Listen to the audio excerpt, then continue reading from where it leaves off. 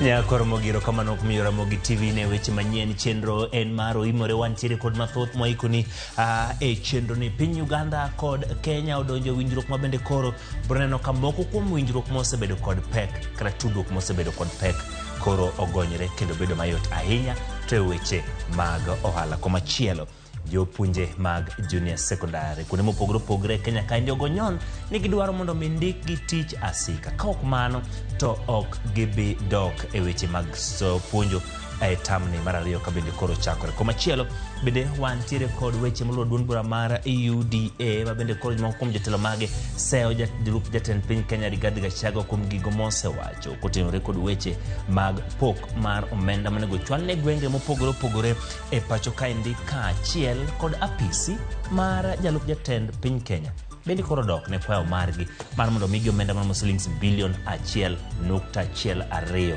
mar mondo migi Kongo udi bende jalup jatend piny osebedo ka daket kod chenro mamoko magi to kod mamoko nyakwara mgajwan magi weche mamoko. We have agreed they are consolidating that point of ensuring the prosperity of our people.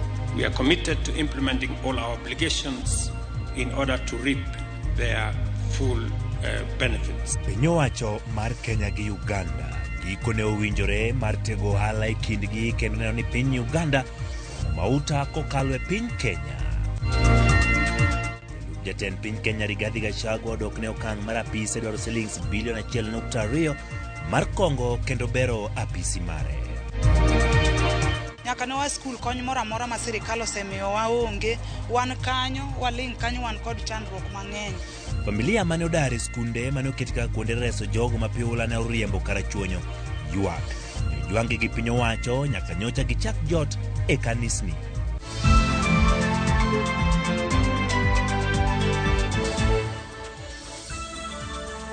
Nyakoro mogilayo matudruok gin mago moyaw kendo nyalo loso koda achiel kachiel kabindi miya pachi e weche ma opogore opogore machiegni nyinga Ochieng Emmanuel jaloko marwa en Wilson Ochuka bed koda chakruok nyaka giko.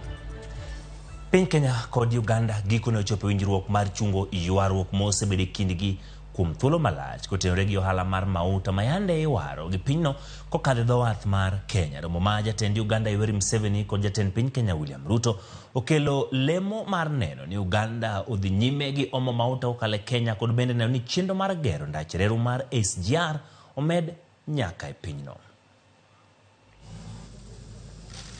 E romo mane okelo kanyakla jatend piny Kenya William Ruto kod nyawadgi ma Uganda Yoweri Kaguta Museveni e kar jot ma jatend piny Kenya. Winjruok giko ne obedo winjruok matieko ywaruok ma osebedo e ohala e kind pinje ariyogo kuom thuolo mar dweche 6. Jotelo go yango ni giketo winjruok maneno ni ochwal odundu mar keyo mauta kowuok e boma ma Eldoret e piny Kenya. Jotelo go oyango ni giketo winjruok maneno ni ochwal odundu mag keyo mauta kowuok e boma ma Eldoret e piny Kenya nyaka Kampala e piny Uganda. Ma en yor jiwo ohala e kind pinje ariyogo kendo tieko ywaruok mosebedoe chenro machwalo mauta e piny Uganda. Ywaruok manomiyo Uganda okun kendo loko pache ka koro tiyo gi piny Tanzania timo ohalano. Ywaruok ma kamano ne ochwe mochopo e doho kama Uganda ne odonjo ne Kenya e doho mar Afrika ma Ugwe e dwe mar 12 higa mokalo. It is in our place as Kenya to support Uganda to achieve its aspirations when Kenya is called upon. All the issues around rice and juice and furniture and eggs and chicken and sugar and all the other issues are now resolved.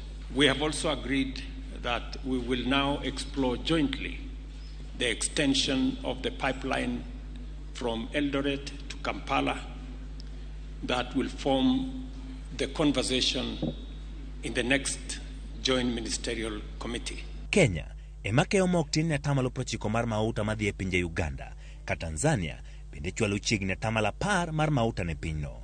Pinje ariyogo oketo winjruok maneno ni kambi modhi ma Uganda National Oil Company omo mauta achiel kachiel kokalo e dho wath ma Mombasa. As we have witnessed, the tripartite agreement on the importation and transit of refined petroleum products through Kenya to Uganda, whose signing we've just witnessed, enables Uganda National Oil Company Limited to import refined product commodities directly from producers in different jurisdictions, thus bringing to an end the challenges faced by the sector in Uganda. E kindeno bende, pinje ariyogo keto winjruok mamedo bor mar gach reru manyasani SGR kuwuok Naivasha nyaka Malaba, Kampala kod DRC. Okang' mar keto yot e sombo mwandu e kind pinje mag Afrika ma Ugwe. Motelo, SGR ne winjore ogigi e boma ma Kampala. Kata kamano, Rwanda, Burundi, DRC kod South Sudan ne ochwalo dwaro ni reruno ochop e pinjego. These vikwazo are not good for the common market. Like somebody was telling me to stop the rice from Tanzania. Why? Because I have got some inefficient rice growers in Uganda. We've agreed that the common principle will be the full implementation of the EAC customs and other infrastructure that support trade between East African countries.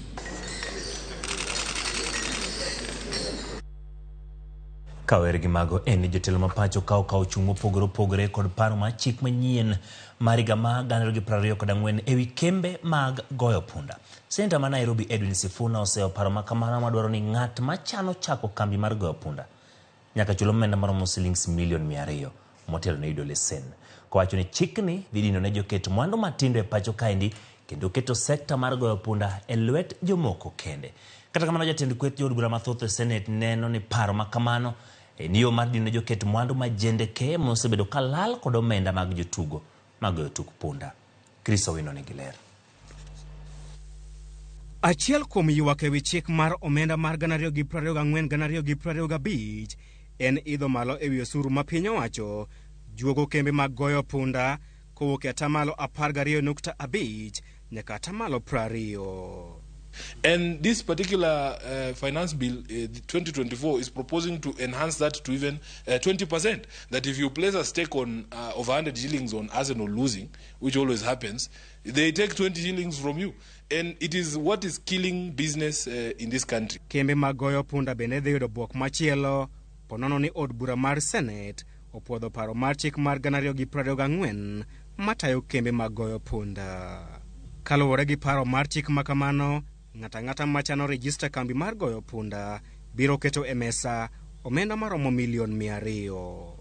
Wach makamano osenyuolo paro mathoth e kind weg kembe mag goyo punda e pacho kae maneno okang' makamano kaka dino rangach ni joket mwandu ma pacho kae. E twak mare kod Ramogi TV, jatend kweth jood bura mathoth e Senate Aaron Cheriot osiro paro makamano kaka yo mar loro dhoot ni joket mwandu majendeke ma osebedo kalal kod pesa mag jopiny matugo tuke mag goyo punda. I engaged the committee yesterday because I hear that they want to reduce the minimum capital requirement, the deposit that you're supposed to make as an operator before you're granted the license. I think they want to reduce it from, the bill proposes 200 million Kenya shillings. They want to put it at 20 million Kenya shillings. They say they want to encourage local investors, that many local investors don't have that kind of money. Kalure kod Aaron Cheriot, sekta mar goyo punda en sekta manyalo keto piny moro amora e bugo ka okong'iye malong'o kaka yo marito pesa mag jopiny matugo tuke makamago. I disagree with the committee because you know the history of this industry.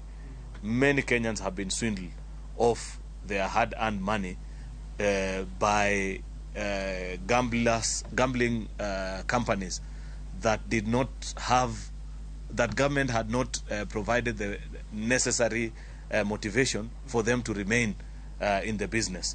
If you make this business open for everyone to participate in it, what stops a crook from setting up shop, collecting funds from Kenyans who think that they are betting, and disappearing with it.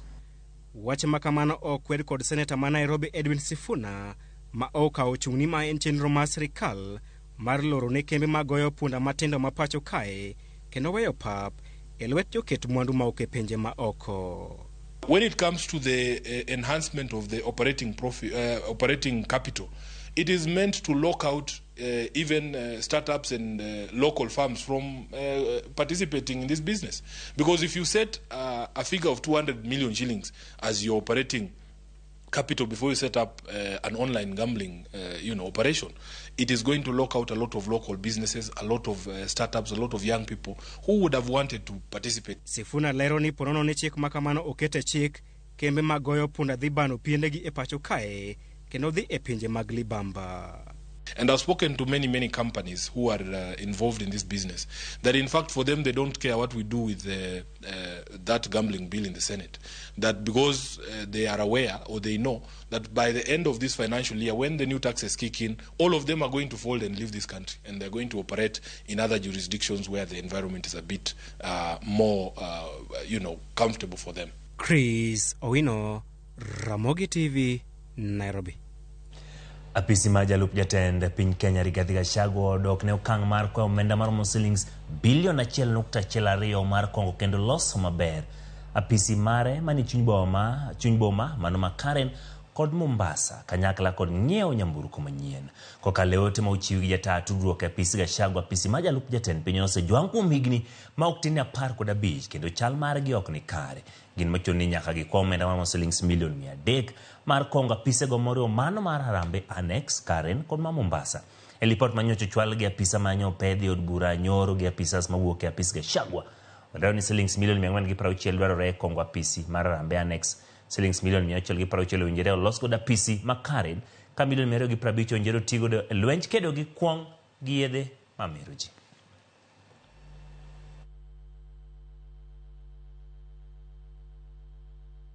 Mag apisi mar jalup jatend piny Kenya wadhi nyime kama komiti mar od bura mochung' ne loso budget ne ochaka yanga chenro mar kawo pach jopiny ewi budget mar higa ma 2024 2025 e kaunti ma Mandera.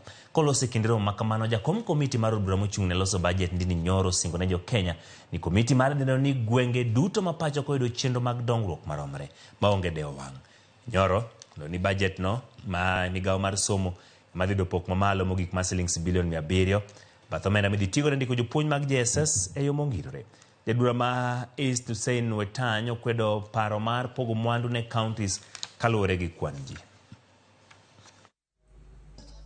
Wealth data counts more than any other. President wetu amesema tukifanya kazi in the budget committee tujue Kenya ni moja na tujue Wakenya wote ni sawa. Na akatueleza tukigawa pesa ya maendeleo Wakenya wote wako kila pahali. Elimu ya watoto wa Mandera, elimu ya watoto wa kule Pwani, watoto wote. Kwa sababu masomo kuliko barabara ndio itapeleka Mandera County mbele. Na kwa hivyo tumeweka the highest allocation of money 700 billion to education. Na katika hiyo pesa TSC tumewapea an additional 26 billion. Kwa sababu wale walimu wote wanajitolea kama JSS interns na wale wengine wako interns even in our primary schools.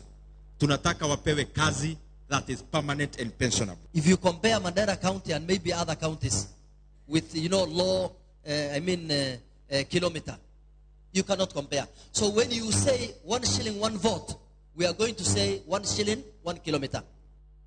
Jalup jakom Edwin bura mar UDS ano maro seo paro ma jalup jatend piny Kenya Rigathi Gachagua e paro ma dwaro ne piny owacho ochwal pok mag omenda koro gwenge kaluwore gi kwan dhano mane alworano. E paro mar Rigathi dendo ni 1 man 1 shilling. Omar koni kod kidek nyaya kweda mag dhoudi e pacho ka kendo kelo pogruok kendo oganda jo Kenya.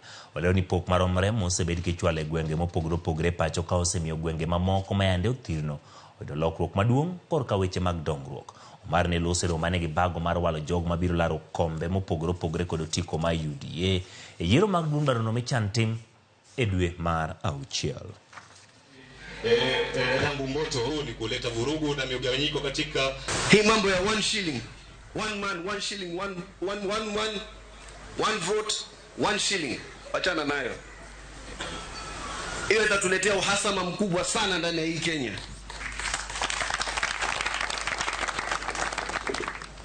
Unajua ukitaka kuhesabu watu pia na 1 shilling, hizi wengine wako na karibu 20 million votes.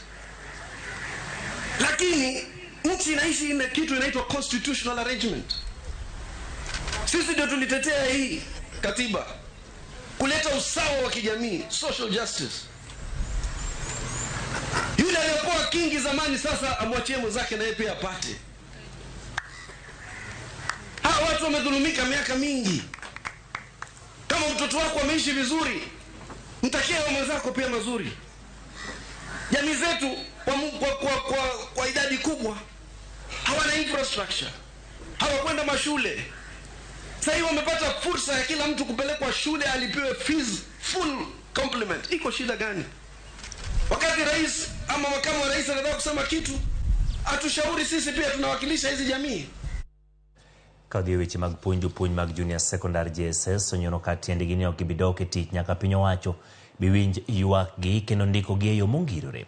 Eng'anyo mar gi odiochieng' ma kawuono e boma ma Nairobi gimako rekod moko kuom jotend riwruok mag jopuonj KUPPET. Jopuonj go nobago ng'anyo nyaka od bura mar Senate kama ne gichiwo dwaro maggi kendo miyo Senate seche 72 mondo chiwnegi duoko. Jopuonj go bende okwedo dwaro mar TSC mondo gidoge tich ka giwacho ni doho nosegolo chik ni ng'ata mapuonjo sani JSS dhi ataro mar chik. Ng'anyo mar jopuonj mag JSS obedo katimore e gwenge mopogore opogore pacho ka kuom thuolo malach sani. Ng'anyo kawuono bagi boma ma Nairobi kod mano ma Siaya.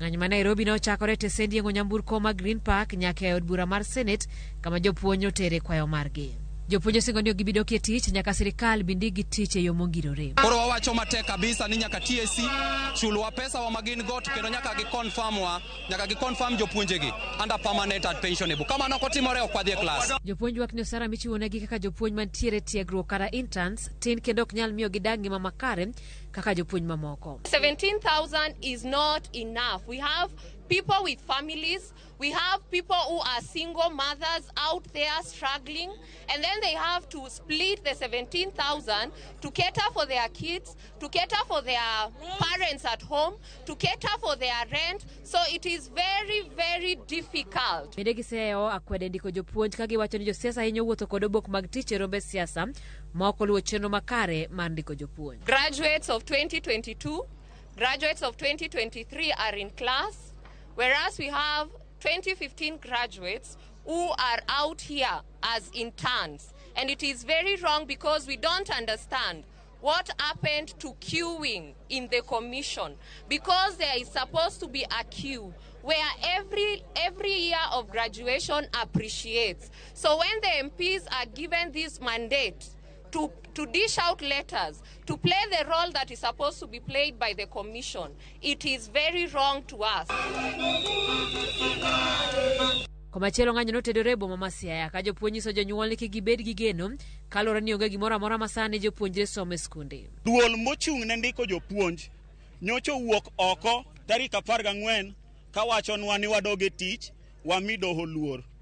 Luor wamiyo doho nikech doho nowacho ni internship en illegal.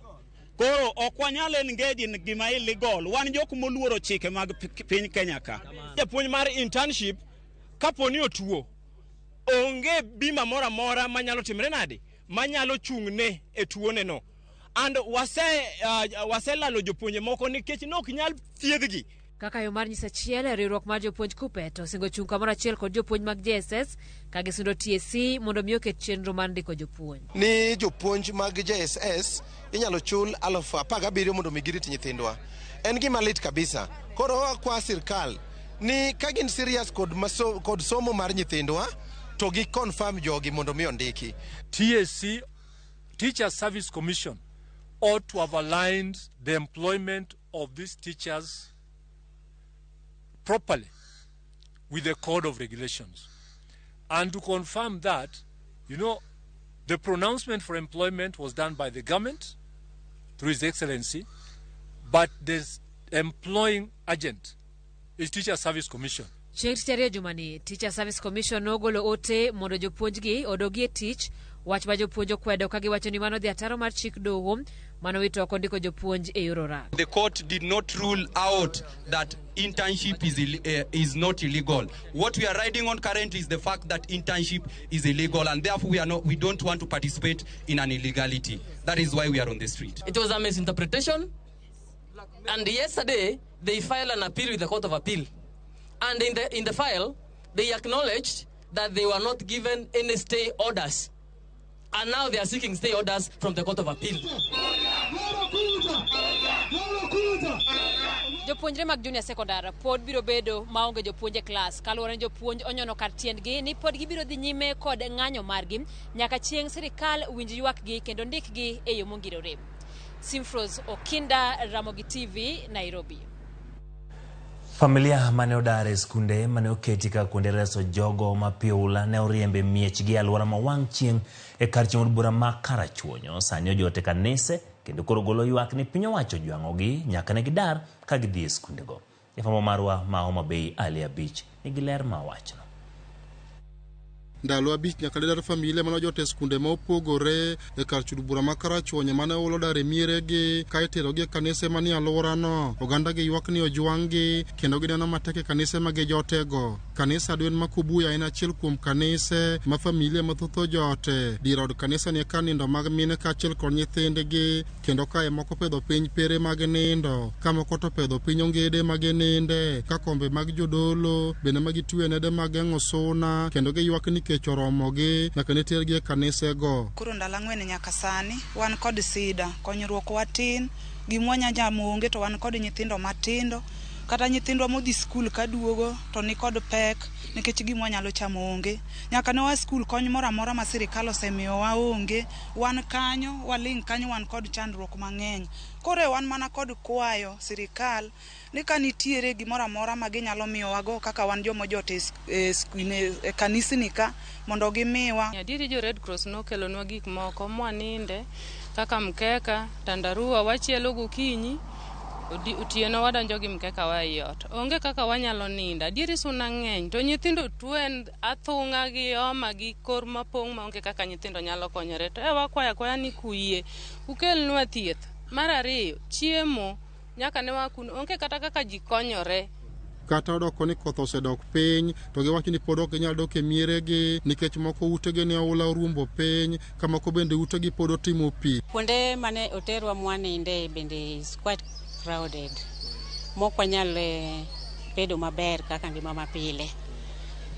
Koro gima duong' ahinya ne wagombo ni mondo apiwa ni endi odhiyo mondo wayude konyruok. Jotenanga makono wacho ni ngima ma familia go ekodago e kanise tek mokalo ka opim gi skunde mane ogolgie mar chiwo thuolo ne chenro mag somo. Gisani situation mar churches marwagi en ni space tin kendo jok ma odak e yeka mabedo displaced nigi chandruok nikech jomoko koso kama gininde. Koro chunowa ni nyaka wagolgi mondo wang'ondgi widhi e kanisni mamoko kata e center machiegni ma Miriuka. Jowage inche gin joma timo weche mag pur. Chambgi duto ma inche pio dhigo. Nyithindo be koro dhi skul konyruok nyalo bedo matek. Omiyo sani gin gi chandruok e weche mag konyruok e chiemo. Nyithindo koa skul nyaka koro ngima gi lokre. Kaka ne gidhi dala ginya yudo gimoro ma gichamo dala koro onge nikech nyaka koro gidogi ka gimanyo gima ginyalo konyore go kuom jonyuolgi modak e kanisni kuonde ma koro oting'ore gi malo. Kanisa mar Adwen e bade ma Kenya Lay Conference ma kanise mage en achiel kuom kanise ma koro familia go eko yude konyruok. Ne ochopo mar neno oganda go kendo chiwo negi chiemb kony ka achiel kod mwandu mamoko ma ginyalo tiyogo e kanise go.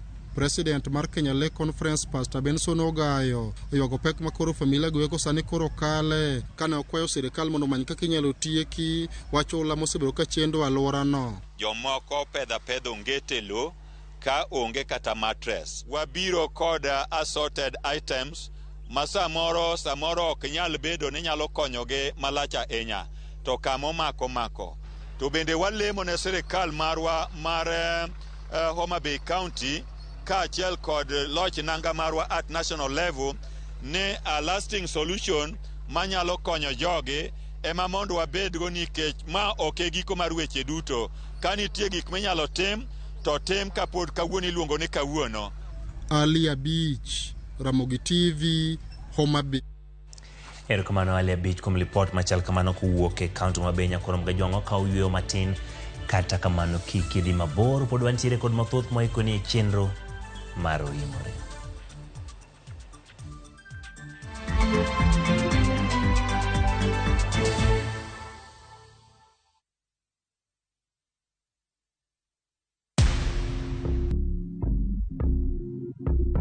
Kwa majina naitwa Oscar Omondi, mimi ni injinia wa kutengeneza magari. Shabiki nilisikia katika redio na pia kwa mtandao wa kijamii. Niliposikia shindano ya jackpot niliamua kuanza. Nimekuwa nikipata 9, saa zingine 10, lakini huwa sikufi moyo. Kwa bahati mzuri nikapigiwa simu kwamba mimi ni mshindi wa bonus. Mara ya kwanza sikuamini, venye nilielezewa niliambiana mpaka nione message ndio nitaamini. Naweza ambia kila mtu hapo nje, marafiki wangu popote walipo, wacheze Shabiki, watakuwa washindi. Shabiki Super Jackpot, ni time yako. Minadai wote twende hivi to bet. Not for persons under the age of 18. Shabiki.com is authorized and regulated by BCLB license number 587. The recent floods have devastated communities across Kenya. Families have been left homeless and stranded, some forced to seek refuge in public primary schools with no food or shelter. Their lives turned upside down. But there's hope in the strength of numbers. Kenyans of goodwill are coming together to donate and help families affected by the floods rebuild their lives. Every donation, big or small, will make a difference. Let's come together and help a Kenyan rebuild their life. To donate, dial *802#, then select option 2 for the Kenya Flood Funds Drive, then input the amount you wish to donate to assist floods victims or visit saidika.co.ke. Your donation will go towards helping families affected by floods. Hi there, I'm your new friend Panda from Paokwa. Come along for our adventure today as we take you through the Hummingbird Tales. Kim and I are going on a camping trip with our Scouts troop. But first, Tilly, AJ, Kim and Pendo will explore some inspiring African stories. we will learn together about Dr. Rachel Masake. Can I ask you what you are good at? Maybe you can draw or run the fastest in your class. The little ones of all ages will continue learning as they watch the best content on the go only on Viusasa. There is so much to explore.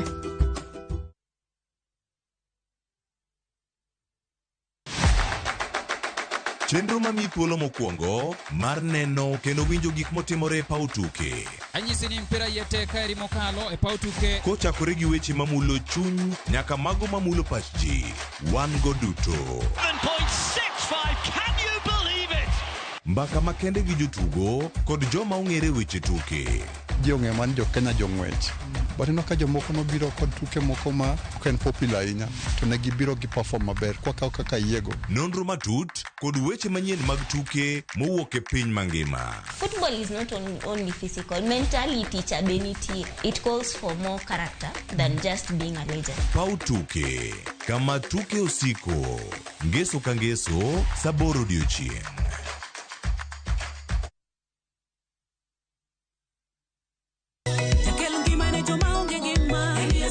Yud thuolo mar ng'eyo, mor, yie, kod thum mar pako Nyasaye.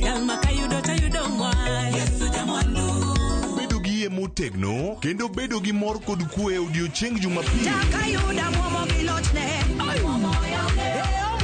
Wakelo ni wende Nyasaye kod jower wende Nyasaye. Nyithindo bende nyiso hera magin godo ni Nyasaye. Sigendni kod wach Nyasaye mamulo chuny ji. Nitie seche moko roda ma ok inyal lemo, tinyalo bedo gi wach adi achiel minyiso Nyasaye. Injili kalo. Jumapil ka Jumapil chakre saa 12 okinyi.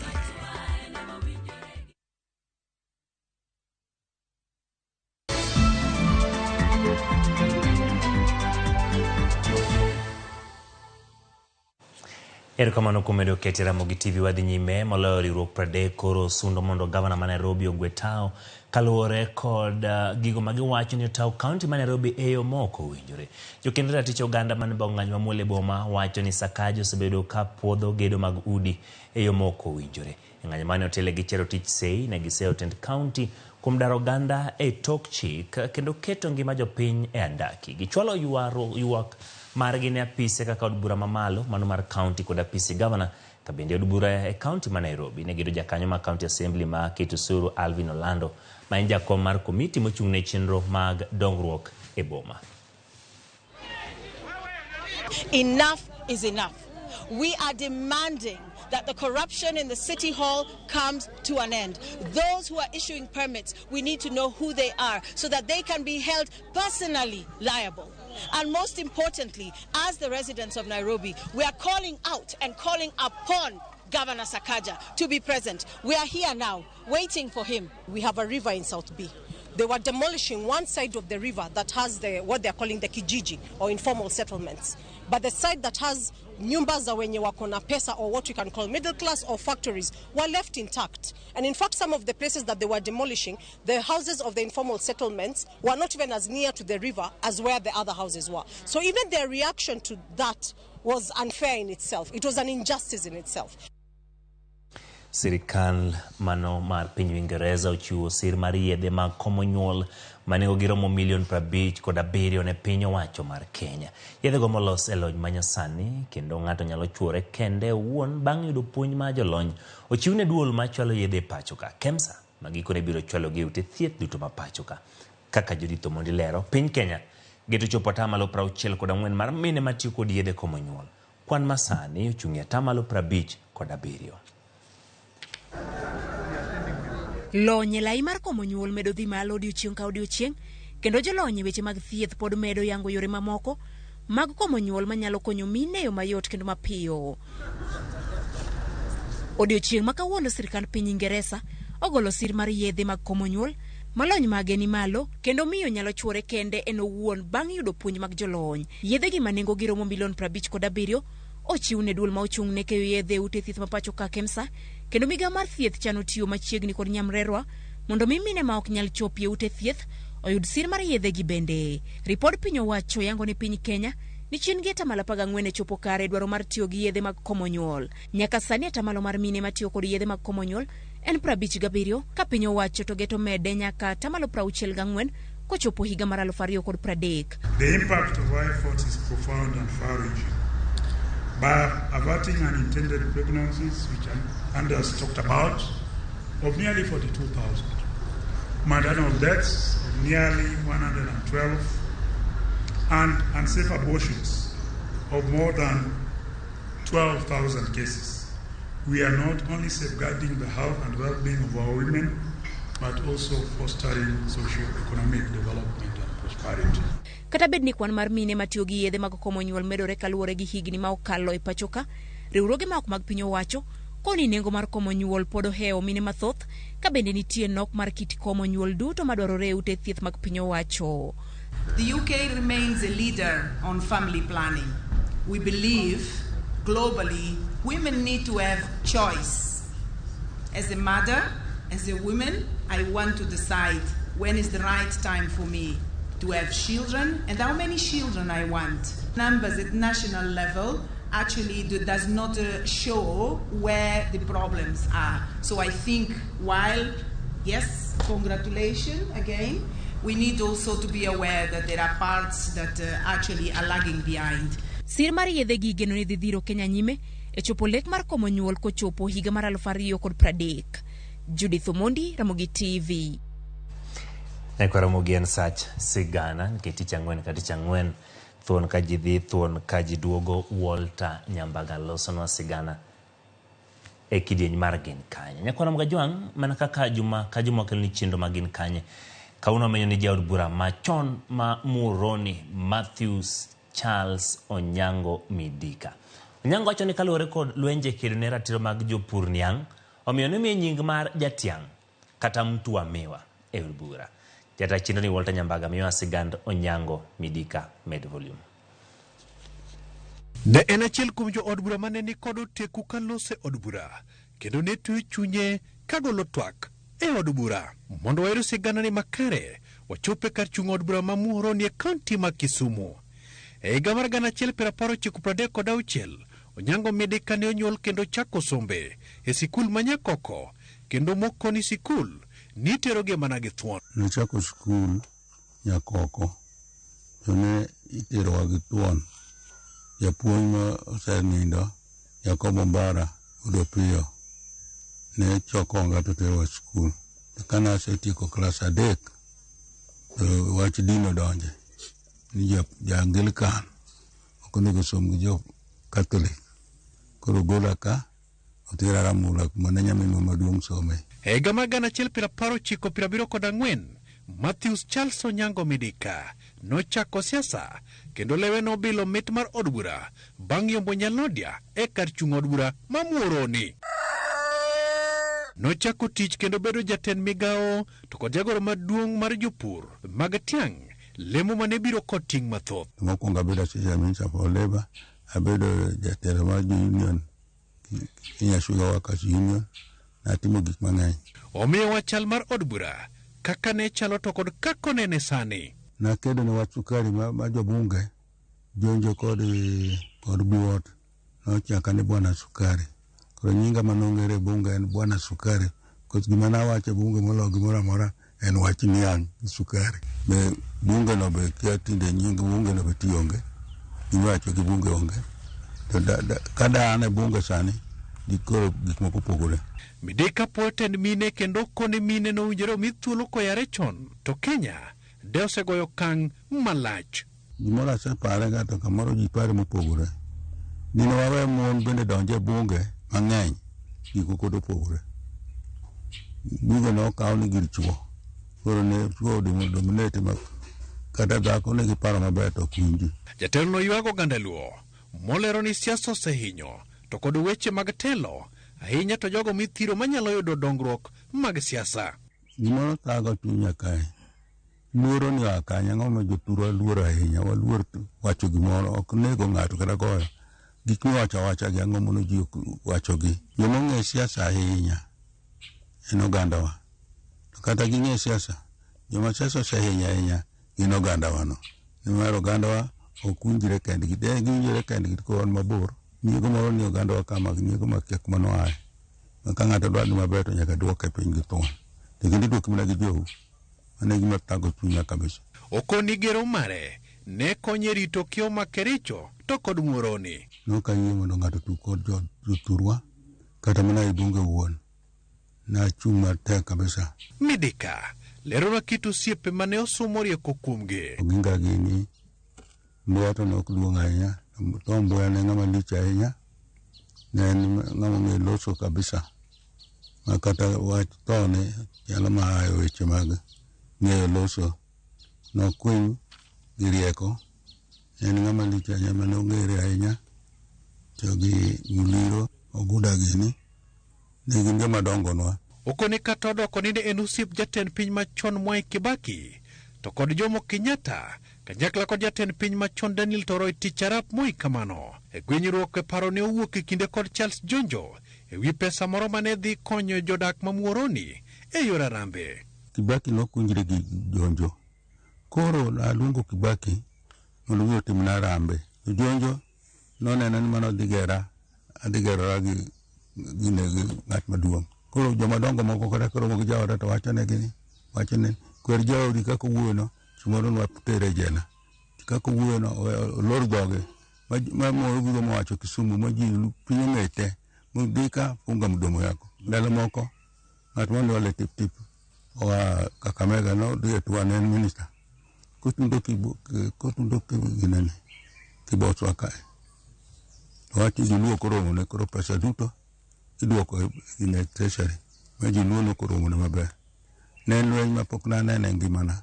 Na yanya mapok na yanyo go ng'ate bunge. Okoni ne omake kendo tere jela. Wi chung' mare mar adier e dongruok. Koro Jonjo dwara ng'ona agol fa tamaran pesa. Union boko ne okigol igolo nado ka odhi timo garambe. Jogo tera jela to onge gima natimo. Koro katundo kucho koro ayudo gimomiyo maka. Ayude kane jela. Kisumu. Kitale. Gola Kisumu tera Kitale. Koro ja Kitale ni moulo na the truth. Police.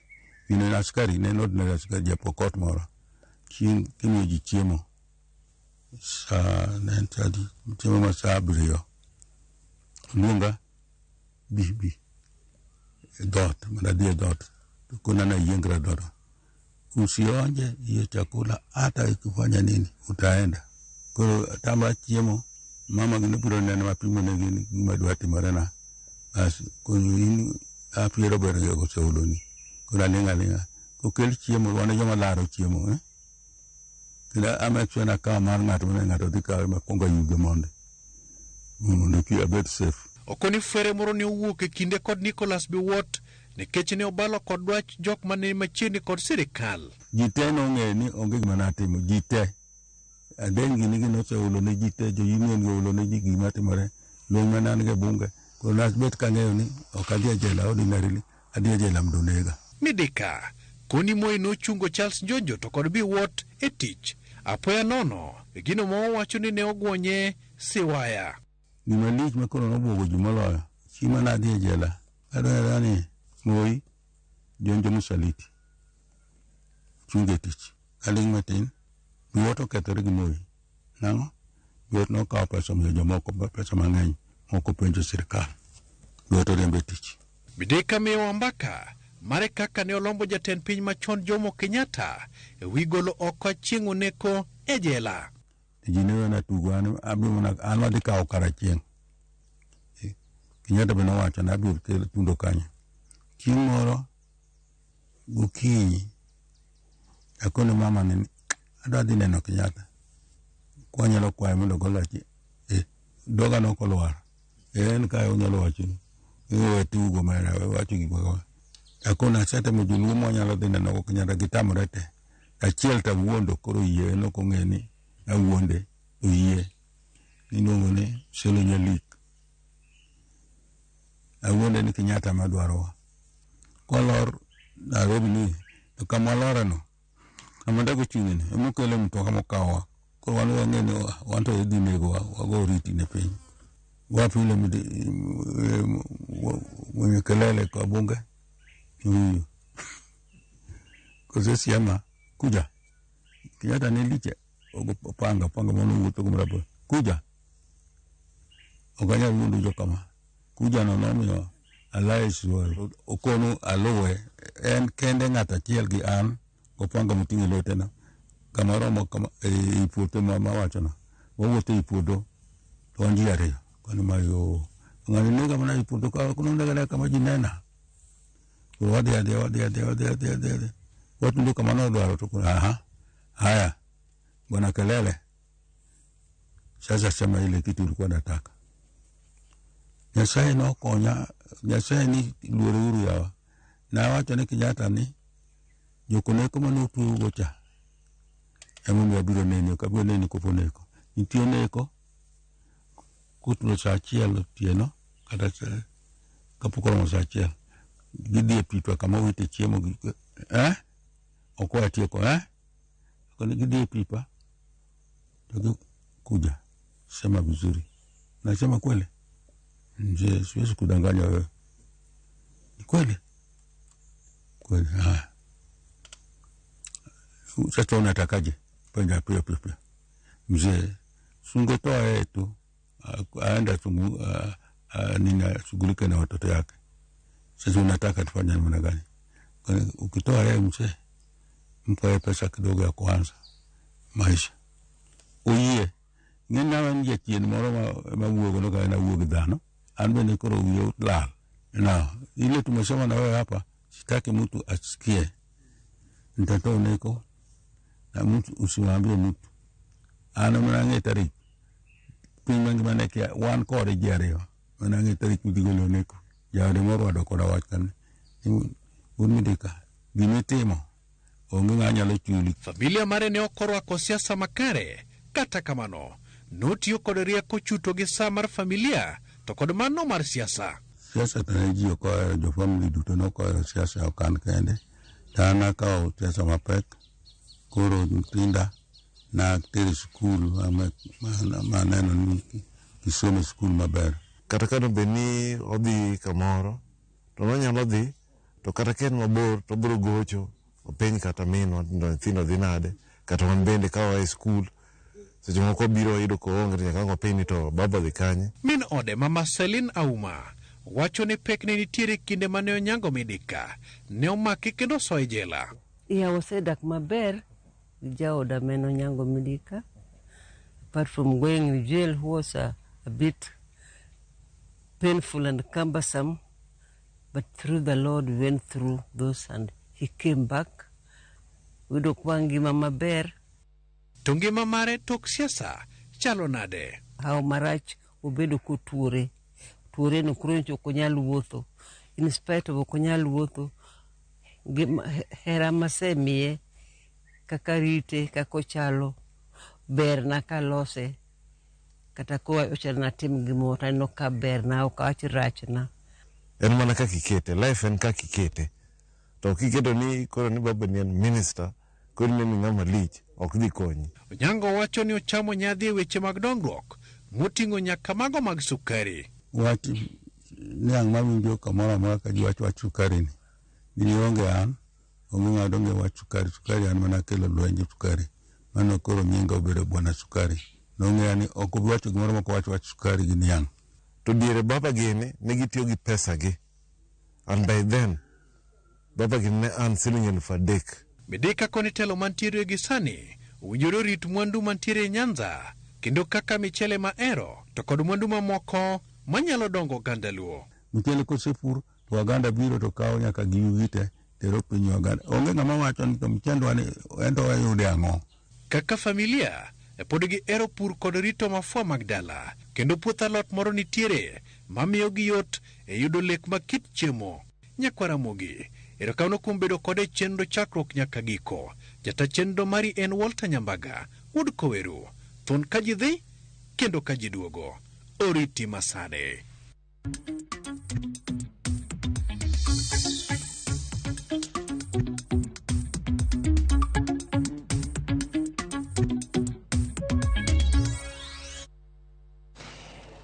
Tokido sigana mar thuon ka ji dhi, thuon ka ji duogo, sigana mar sukari, mutu wa sukari.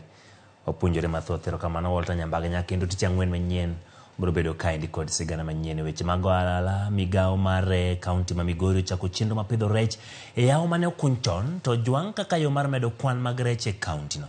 Jafama marwa ma Migori, Jo Juma lero. Lipot mawuok kuom migao mar pith e kaunti ma Migori yango ni kwan mag rech ma imako e nam Lolwe kod mago ma ipidho pod ni piny ka ipimo kod kwan rech ma ichamo e kaunti ma Migori. E higa mar 2023, rech mane omako e nam Lolwe e kaunti ma Migori ne romo tons 2,000. Ka mago ma ipidho e degni ne ogolo rech maromo kilogram 19,588. Rech be mane ousi ka owuok e ungago mag rech kata fish cages e higa mar 2023 ne romo kilogram 25,800 e kaunti ma Migori. Kata bed ni kaunti ma Migori ong'ere kaka achiel kuom kauntis mathoth oganda chamo rech, kwan mathoth mag familia ok nyal chamo rech e utegi nikech nengo mamalo mag rech. Sani kaka ne oda, ana nyalo wacho ni anyalo chame diriyo juma. To kanyalo afford rech mwinjora cham. Nikech kidhi e chiro ni mondo ing'iew rech, chido mana chunyi kaka wan jonam. Nyaka sani rech achiel mar ngege madit iuso e kind omenda ma siling 250 kod 400 e kaunti ma Migori.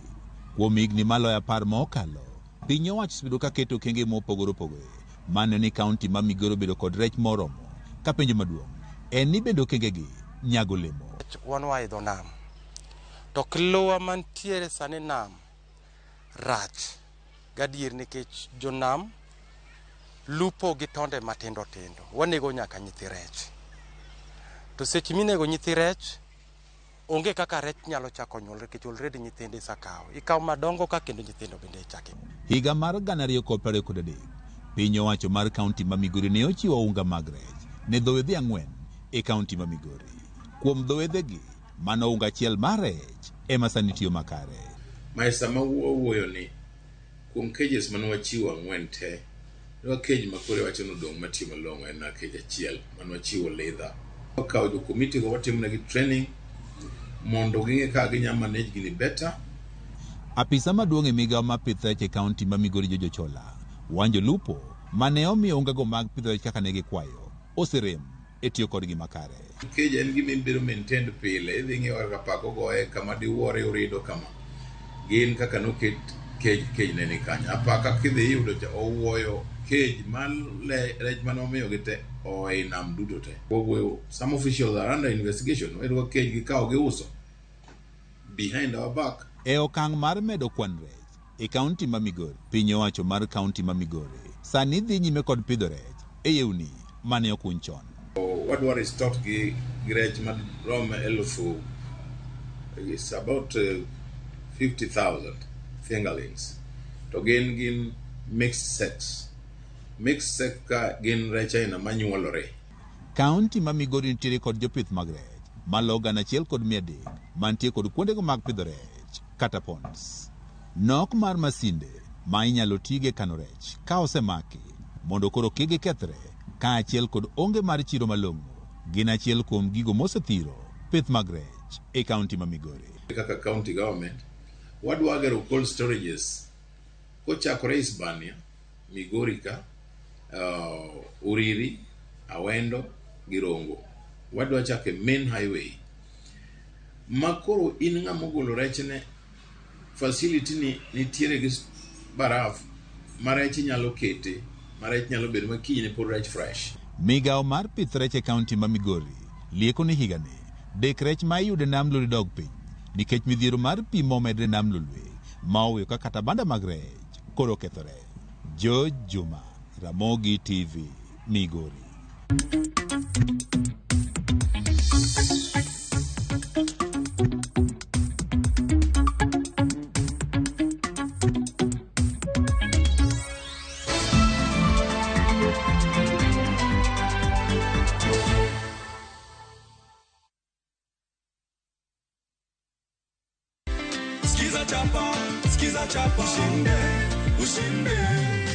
This is an answered prayer. Nilipiga magoti ndio nitafute hii hela.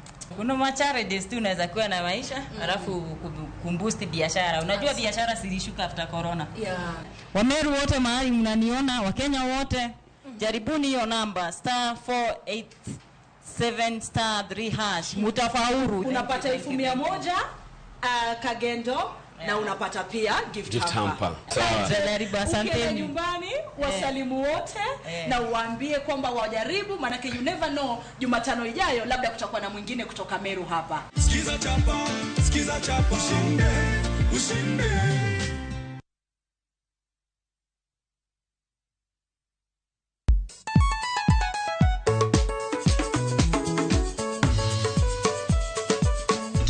Teacher Beach kocha kore sangwen wakelo ni ngoma mobedo pink design makare. Ramogi TV biro kanyakla kachiel kod Ramogi Radio kama bende Stima Riwo Record P. Yawanya wauntie kikubed mabori kwa mgenye nkech kai ekumi yudo gik mamit kabisa e Ramogi Night this. Maintain your position. Idi udakanyoke ka fire gudi local instrumental wawachoni kete manaka. Teacher Beach ka Teacher Beach sangwen otieno.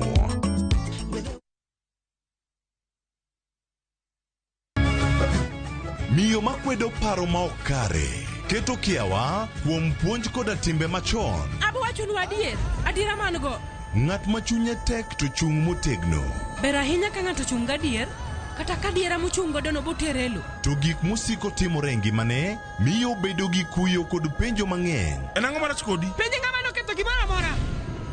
Gik mane osebedo kopandi koro fwenyore ayanga. Odiochieng' ma kawuono ni an abiro nyiso Sarabjit gimoro amora. Hera mane en go kuom joode miyo temo umogi gi yore te. Asayo ni kik utim kamae. Kata ka onenore ojaketho. Mak mana ni an abiro timo gimoro amora manyalo mondo aler nyinga. Ma en sigand hera. Onge ng'ata ng'ata piny ka manyalo chalo gi Sarabjit. Wan watugoga, wanyieroga, to bende wan wadhaoga. Choti Sardani, wuok tich nyaka ngeso saa 2:15 otieno. Mana e Ramogi TV.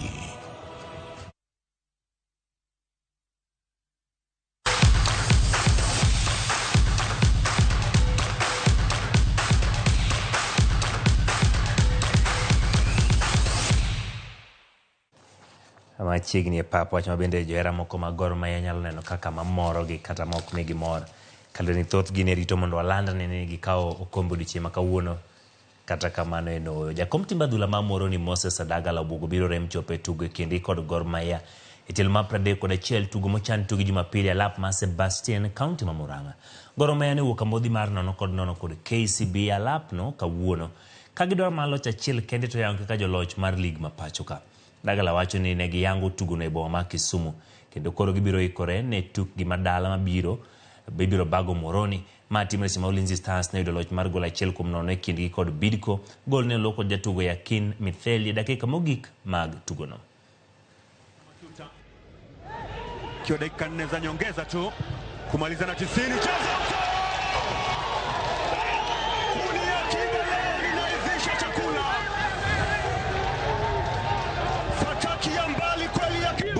kweli na wanatoa dance yao special ile. Wamepata sauti. Walitengeneza uzuri Yakin Mudheli. Kaachilia fataki ile. Pale kwenye makao ya njiwa pale kwenye paa. Akawa mpenzi mtazamaji kipa Daniel Ojuor. Angefanya nini zaidi ya kunyumbuka.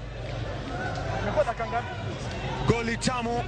Goli kweli goli zuri Yakin Mudheli. Meno Jokanye sekta maradhulo nyiso luoro margi e wirumbi kod iro mokwako yiero maduol matayo tuke pacho ka FKF. Giyango ni yiero go ka okotama kare nyalo kelo hinga ne Kenya tugo kod ikore ne tuke mag osimbo mar Afrika higa ma 2027. Gidwaro lai maler e wi kaka ibiro bago yiero go. These elections are not just a procedural requirement. They are the foundation upon which our preparations for AFCON 2027 will stand. Without a newly elected and functioning FKF office, our dreams of hosting this prestigious tournament will crumble. In recent communications from FIFA dated 26th March 2024, the FKF was formally warned about a possible suspension. And that we should not allow double standards, because we now know it in public that Spain disbanded the legally elected office, and a government chose an office which FIFA has not done anything to lead towards their usual threat of suspension. So we see no reason why we cannot have a normalization committee. School mar Mary Shomo oke county ma Kajiado ne oyudo duoko makare piem mag masinde mag robots mano bage piny America mbalariany ma Lawrence Technology e boma Michigan. Piem no manyiso lony ne oneno ka pinje duto yuoro manyiso lony mag weche mag loso masinde go. Kara team no mane otingo bendera mar Kenya tieko namba 3 ka ginyiso lony kendo Kenya e weche mag teko to kod lony ma nyasani. Team mar Kenya ne onyiso kaka inyalo ti gi taxi e cholo jowuoth kod mwandu ma ok oriemb gi ng'ato. St. Lawrence Technological University, and also we learned multiple skills. We learned this competition was not easy. To bring this trophy was not easy. It was also a tough competition, and we learned a lot of stuff. It is hard work. God has rewarded us. It is exciting. We as parents who are here, for the students who went for the RoboFest, we are feeling honored for the hard work that has been rewarded. The boys had a very great experience, learning from the best in the world, among them Hong Kong, China, the US, Canada. Out of all these, we were able to take position 3. We bring home a lot of experience. As you know, the world now is going artificial intelligence and machine learning.